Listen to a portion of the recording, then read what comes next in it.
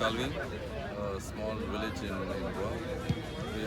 Goans are always passionate about football, so and it's good to see all the Goans get together for this tournament and display a good spirit, of togetherness and the love for this game. Message you want to give to the entire Goan community, the footballing fans all across the globe?